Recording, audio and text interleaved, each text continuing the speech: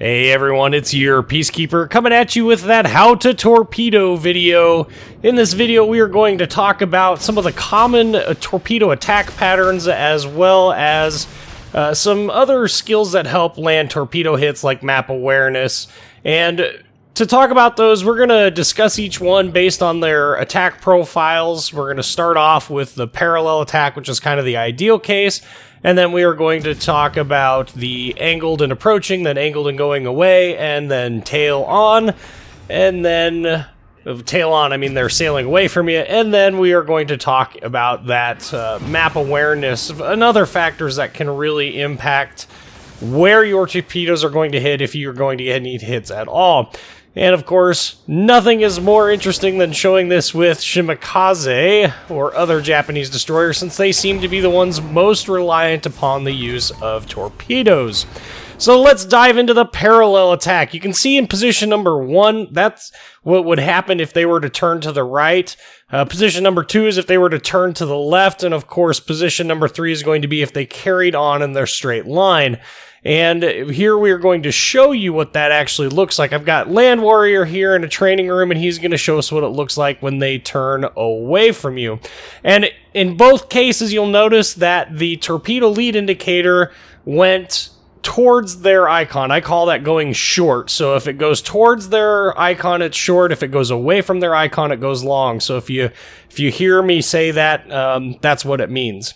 So in the angled and approaching, you can see that position number 1, you know, that obviously they're going to be exactly there. 2, if they turn to the left, it's going to be way short. And if they turn to the right, it's going to be long. And so you're going to have to pay attention more to the map to really figure out what's going on there. And that's really difficult to judge. And this is why, you know, we're going to spend some time talking about map awareness and how that also impacts, you know, all of the different paths that they could take. Anyway, you can see here in this one, you can see Land Warrior was coming at us at an angle, and then he turned to the left, and you can see how the indicator went short.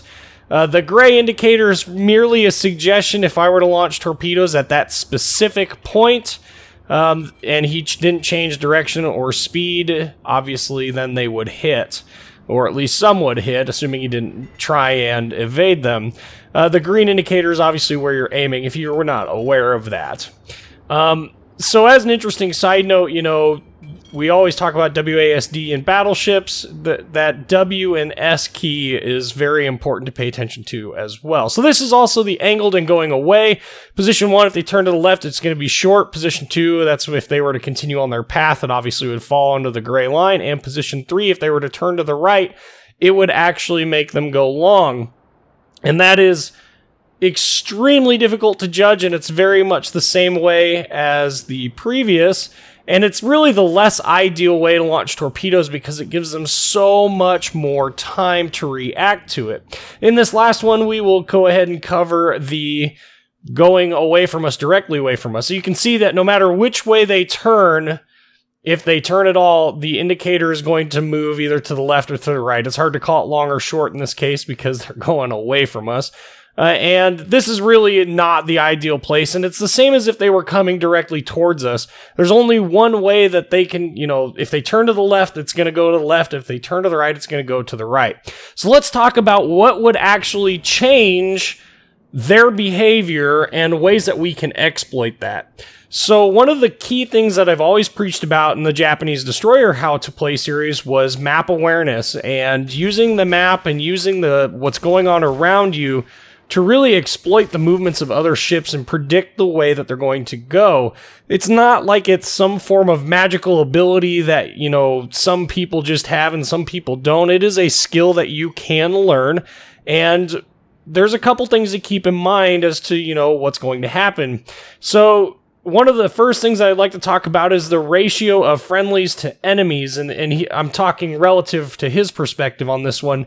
If it is like, let's say it's an Iowa-class battleship, and he's overextended, the chances of him sitting still, waiting for your torpedoes to come and you to get into position are going to be slim to none. There's a high probability that he's going to make a turn towards terrain or into smoke or anything to get out of that situation. And so you want to plan accordingly to that and not launch directly at the indicator, you're going to want to launch a set that is going to be in the direction he is most likely to go.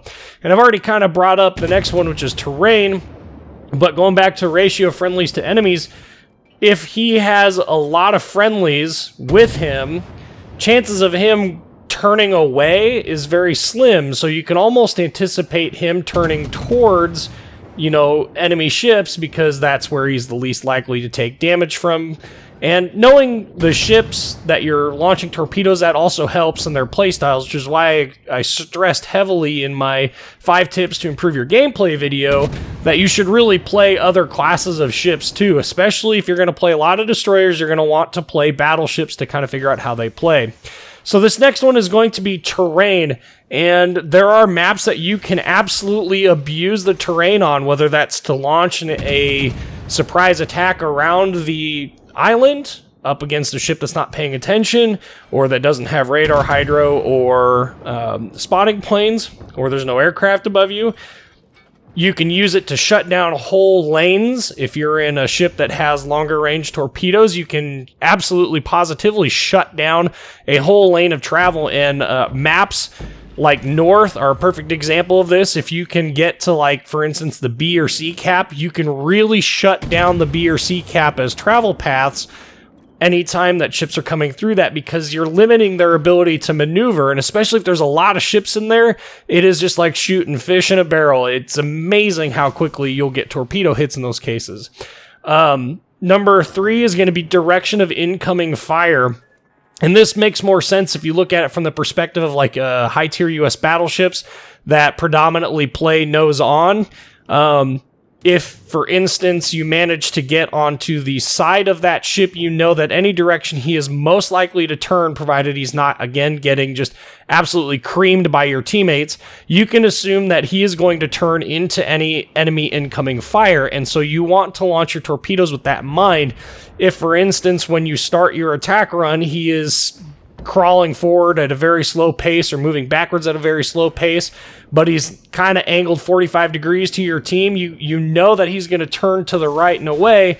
And if you're parallel to him, you know that you're going to want to launch a set of torpedoes short of the indicator. In fact, in those cases, I would always launch, if you're in a parallel attack, I would always launch my stuff like a quarter over ahead of the indicator, at the indicator, and then a full indicator's width short, unless I know that they're going to make a big turn away.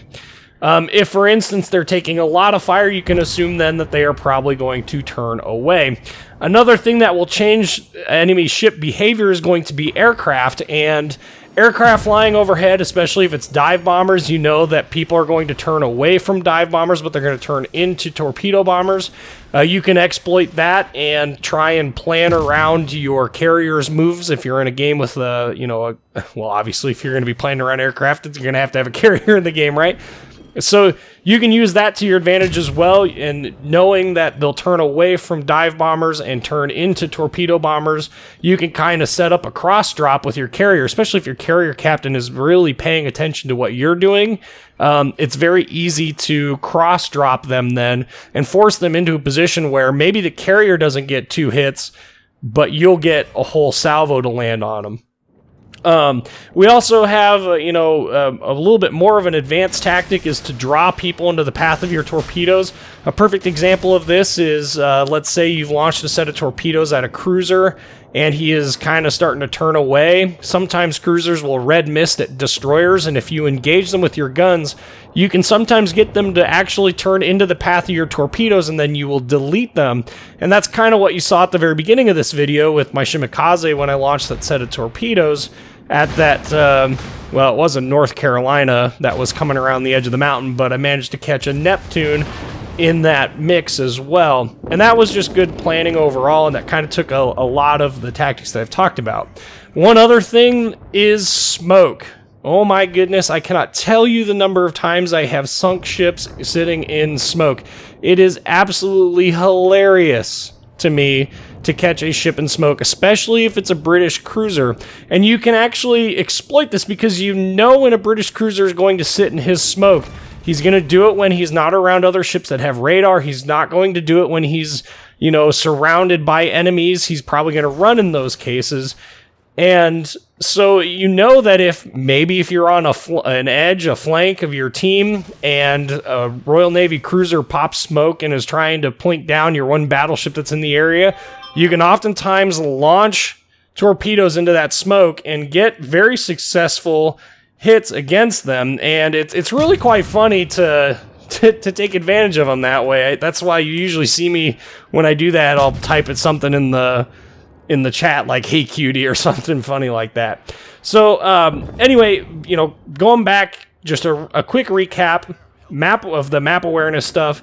You got the ratio of friendlies to enemies. Obviously, if they're in an area where there's no enemies, none of your team around, you can definitely assume that they are going to be letting their guard down a little bit. And if you're on that flank, you are in a very powerful position, and I can only stress being patient with those torpedoes.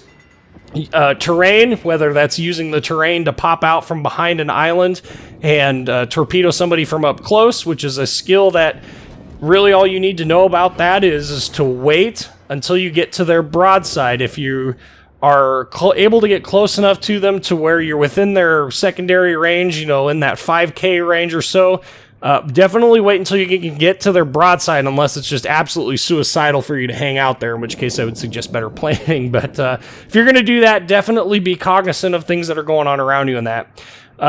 Direction of any incoming fire towards the enemy. If your guy is going to be under a lot of fire when he comes around a mountain, you're probably going to expect him to turn in, and so it'd probably be better to find a different angle where you can actually launch those torpedoes and hit him more on his broadside, rather than launching them so that when he turns in, all he gets is, one on the nose or something like that. But hey, if you're in a Japanese destroyer, one on the nose is a lot of freaking damage too, so maybe that's a good idea. It just kind of depends on the situation if you don't have the ability to move from there. Any presence of any aircraft, again, if there's carriers in the area, so you can work around their aircraft and anticipate, again, chances are they will turn away from dive bombers and into torpedo bombers. So if you happen to see your carrier's torpedo bombers about ready to make a run, I would definitely recommend getting yourself into a position where you can launch torpedoes and he will be broadside to your torpedoes, or even mid-turn to your torpedoes, because that's oftentimes worse because they can't maneuver into your torpedoes then without waiting for that rudder ship to turn back. Smoke, if you see a cruiser or destroyer that's about ready to pop smoke for a bunch of ships or for themselves, don't hesitate to put torpedoes in there. You're going to have to use a little bit of guessing and intuition as to where they'll be in there, but sometimes you can get extremely lucky, and if you zoom in at the smoke, you can see kind of roughly where they're at. If you pay attention to a couple salvos that they fire, you can tell if they're moving forward or backwards, and you can launch your torpedoes in anticipation of that. And then finally, as a more advanced tactic, you can use your guns to draw ships into turning into your torpedoes. It just depends on how far away you are when you launch the torpedoes, how likely they are to get red misted to you. If they're a cruiser, it is absolutely irresistible. A spotted destroyer is something I have to go after, and you will see them turn in right into those torpedoes. Anyway, I really hope this video has helped you guys, and it kind of helps explain what's going on with these tactics a little bit more. Let me know in the comments if you liked it. I'm your Peacekeeper. Like, comment, subscribe, and thank you for watching.